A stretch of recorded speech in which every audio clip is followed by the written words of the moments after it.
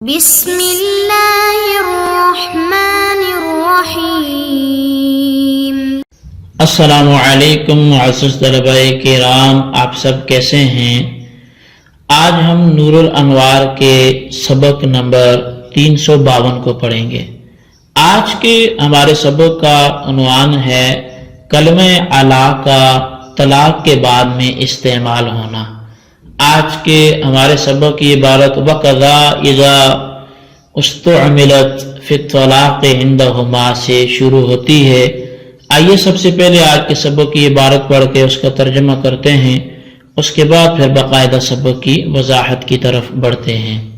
مصنف علیہ رحمہ لکھتے ہیں وَقَذَا اِذَا اُسْتُعْمِلَتْ فِي الطَّلَاقِ عِنْدَهُمَا بأن تقول المرأة لزوجها طلقني ثلاثا على 1000 درهم فعندهما هو بمعنى ب1000 درهم كما كان في البيع والإجارة، لأن الطلاق إذا دخله عوض صار في معنى المعاوضات وإن لم يكن في الأصل منها، فإن طلقها الزوج واحدة يجب ثلث 1000 لأن أجزاء العوض تنقسم على أجزاء المعوض۔ اسی طرح جب کلمہ الا طلاق کے باب میں مستعمل ہو تو صاحبین کے نزدیک با کے معنی میں ہوگا، اس طور پر کہ عورت اپنے شوہر سے کہے طلقنی ثلاثا علی 1000 درہم، تو صاحبین کے نزدیک یہ ب1000 درہم کے معنی میں ہوگا، جیسا کہ بیع اور اجارہ میں ہے، کیونکہ طلاق پر عوض داخل ہوتا ہے تو وہ معاوضات کے معنی میں ہو جاتی ہے، اگرچہ اس میں اصل میں معاوضات کی قبیل سے نہیں ہے۔ چنانچہ اگر شوہر نے اس کو 1 طلاق دے دی تو 1000 کا 1/3 واجب ہوگا، اس لیے کہ عوض کے اجزاء معوض کے اجزاء پر منقسم ہوتے ہیں۔ وعند ابی حنیفہ للشرط فی هذا المثال لأن الطلاق لم يكن من المعاوضات في الأصل وإنما العوض فيه عارض فلم يلحق بها، فكأنها قالت على شرط 1000 درهم، وكلمة على تستعمل بمعنى الشرط۔ چلیں یہاں تک اس کا ترجمہ کرتے ہیں، پھر کلمہ شرط کے معنی کا بھی بیان کرتے ہیں۔ اور مذکورہ مثال میں امام اعظم امام ابو حنیفہ کے نزدیک اعلیٰ شرط کے لیے ہوگا، کیونکہ طلاق اصل میں معاوضات میں سے نہیں ہے اور عوض اس میں عارضی ہوتا ہے، لہذا طلاق معاوضات کے ساتھ ملحق نہیں ہے۔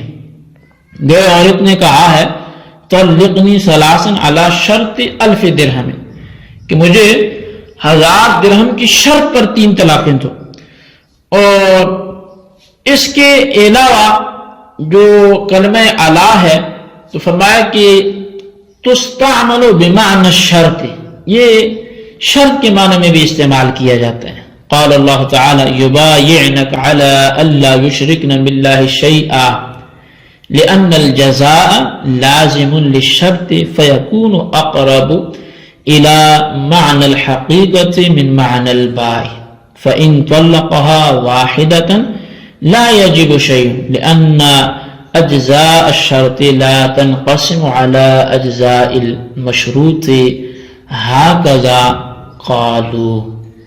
اللہ تعالیٰ نے فرمایا یبایعنک، وہ عورتیں آپ کے ہاتھ پر بیعت کریں علی اللہ یشرکن باللہ شیئا، اس شرط پر کہ اللہ کے ساتھ کسی کو شریک نہیں ٹھہرائیں گی، کیونکہ جزا شرط کے لیے لازم ہے، لہٰذا وہ با کے معنی کی بنسبت حقیقی معنی سے زیادہ قریب ہوگا۔ پس اگر شوہر نے عورت کو 1 طلاق دے دی تو عورت پر کچھ واجب نہیں ہوگا، کیونکہ شرط کے اجزاء مشروط کے اجزاء پر منقسم نہیں ہوتے۔ حضرات علماء نے یہی فرمایا ہے۔ جی طلبہ کرام، یہ تھی ہمارے آج کے سبق کی عبارت، اس کا ترجمہ۔ آئیے اب اس کی وضاحت کی طرف بڑھتے ہیں۔ مصنف رحمہ نے فرمایا کہ جس طرح معاوضات میں کلمہ علی با کے معنی میں مستعمل ہوتا ہے، اسی طرح اگر طلاق کے باب میں استعمال کیا گیا تو بھی صاحبین کے نزدیک با کے معنی میں ہوگا۔ مثال کے طور پہ اگر کوئی عورت اپنے شوہر سے کہے طلقنی ثلاثا علی الف درہم، کہ تو مجھ کو 1000 درہم پر 3 طلاقیں دے دے، تو یہ کلام صاحبین کے نزدیک بألف درہم کے معنی میں ہوگا، جیسا کہ بیع اور اجارہ میں کلمہ علی با کے معنی میں ہوتا ہے۔ اور وجہ اس کی یہ ہے کہ طلاق اگرچہ اصلا وہ معاوضات میں سے نہیں ہے، یعنی عوض والی چیزوں میں سے نہیں ہے، لیکن جب اس پر عوض داخل ہو جاتا ہے تو وہ معاوضات کے معنی میں ہو جاتی ہے۔ اور یہ بات پہلے گزر چکی ہے کہ کلمہ علی جب معاوضات میں داخل ہوتا ہے تو وہ با کے معنی میں ہوتا ہے۔ لہذا یا بھی طلقنی ثلاثا علی الف درہم، یہ بألف درہم کے معنی میں ہوگا، اور 1000 درہم عوض اور 3 طلاقیں اس کا معاوض ہوں گی۔ چنانچہ اس صورت میں اگر شوہر نے 1 طلاق دی تو شوہر کے لیے عورت پر 1000 کا 1/3 واجب ہوگا، اور عورت پر 1 طلاق بائنہ واقع ہو جائے گی۔ 1/3 تو اس لیے واجب ہوگا کہ 1000 3 طلاقوں کا عوض ہے، اور عوض کے اجزاء معاوض کے اجزاء پر منقسم ہوتے ہیں۔ جیسا کہ اگر عورت نے طلقنی ثلاثا بألف اگر کہا اور شوہر اس کو 1 طلاق دے دے تو عورت پر شوہر کے لیے 1000 کے 1/3 واجب ہوگا۔ بس اسی طرح علی الف کہنے کی صورت میں عورت پر 1000 کا 1/3 واجب ہو جائے گا، اور طلاق بائنہ وہ بھی واقع ہو جائے گی کہ یہ طلاق علی مال ہے، اور طلاق علی المال سے طلاق بائنہ واقع ہوتی ہے، لہذا یہاں بھی 1 طلاق بائنہ واقع ہوگی۔ لیکن اس مثال میں حضرت امام اعظم امام ابو حنیفہ رحمۃ اللہ تعالی علیہ کا مذہب وہ یہ ہے کہ علی شرط کے لیے ہے، اور اس کی دلیل یہ ہے کہ طلاق اصلا معاوضات میں سے نہیں ہے، کیونکہ پہلے گزر چکا ہے کہ معاوضہ سے مراد وہ ہے جس میں عوض اصل ہو، عارضی نہ ہو، اور عوض سے اس سے کبھی جدا نہ ہوتا ہو۔ حالانکہ طلاق میں عوض اصلی نہیں ہے بلکہ عارضی ہے، اور عوض طلاق سے جدا بھی ہو جاتا ہے۔ چنانچہ طلاق جس طرح بالمال ہوتی ہے اسی طرح بغیر مال کی بھی طلاق واقع ہوتی ہے۔ تو بہرحال جب طلاق اصلا معاوضات میں سے نہیں ہے تو طلاق معاوضات کے ساتھ ملحق بھی نہیں ہوگی۔ اور مثال مذکورہ میں علی با کے معنی میں معاوضہ کے لیے نہیں ہوگا بلکہ علی مجازن شرط کے لیے ہوگا۔ گویا عورت نے یوں کہا ہے کہ طلقنی ثلاثا علی شرط الف درہم، کہ مجھ کو 3 طلاقیں دے 1000 درہم کی شرط پر۔ اس پر ایک اعتراض ہے، اور وہ یہ ہے کہ اس صورت میں 1000 درہم شرط اور 3 طلاقیں یہ مشروط ہوں گی۔ حالانکہ یہ غلط ہے، کیونکہ شوہر کسی چیز پر موقوف کیے بغیر 3 طلاقیں واقع کر سکتا ہے۔ اگر 1000 درہم 3 طلاقوں کے لیے شرط ہوتا تو شوہر بغیر اس کے طلاقیں واقع کرنے پر قادر نہ ہوتا۔ تو اس کا جواب یہ ہے کہ اس کلام میں قلب ہے، یعنی 3 طلاقیں شرط ہیں اور 1000 درہم یہ مشروط ہیں، یعنی 1000 کی ادائیگی کے لیے 3 طلاقوں کا واقع ہونا شرط ہے۔ تو غرض یہ کہ اس مثال میں کلمہ علی شرط کے لیے ہے، اور کلمہ علی شرط کے معنی میں استعمال بھی ہوتا ہے۔ چنانچہ اللہ تعالیٰ کا ارشاد ہے یبایعنک علی الا یشرکن باللہ شیئا، وہ عورتیں آپ سے اس شرط پر بیعت کریں کہ اللہ کے ساتھ کسی کو شریک نہ کریں گی۔ اور مجاز کے لیے چونکہ مناسبت ضروری ہے، اس لیے شارع نے اعلیٰ کی حقیقت یعنی استعلاء اور مجاز یعنی شرط کے درمیان مناسبت ذکر کرتے ہوئے فرمایا جس طرح بلندی چاہنے والا جس پر بلندی چاہی گئی ہو اس کے لیے لازم ہوتا ہے، اسی طرح جزا شرط کے لیے لازم ہوتی ہے، لہذا اس مناسبت کی وجہ سے اعلیٰ کو مجازن شرط کے معنی میں استعمال کیا گیا۔ اس کو مختصراً یوں بھی کہا جا سکتا ہے کہ کلمہ اعلیٰ الزام کے لیے اور جزا الزام شرط کے لیے ہے، پس اعلیٰ اور شرط کے درمیان لازم اور لازم کا علاقہ پایا گیا۔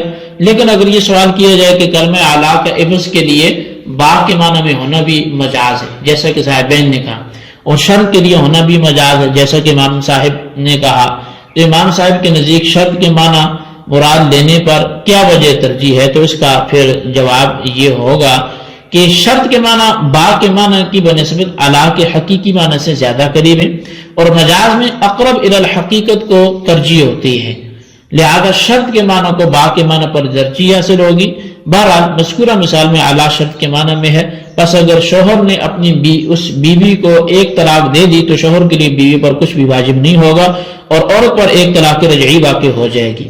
عورت پر 1000 میں سے کچھ مال واجب تو اس لیے نہیں ہوگا کہ شرط کے اجزاء مشروط کے اجزاء پر منقسم نہیں ہوتے، لہذا صرف ایک طلاق دینے سے عورت پر 1000 کا تہائی واجب نہیں ہوگا، اور طلاق رجعی اس لیے واقع ہوگی کہ شوہر نے صریح لفظ سے بلا مال طلاق واقع کی ہے، اور یہ بات آپ کو معلوم ہے کہ جو طلاق صریح لفظ سے دی جائے اور بلا عوض دی جائے اس سے طلاق رجعی واقع ہوتی ہے، لہذا یہاں بھی طلاق رجعی واقع ہوگی۔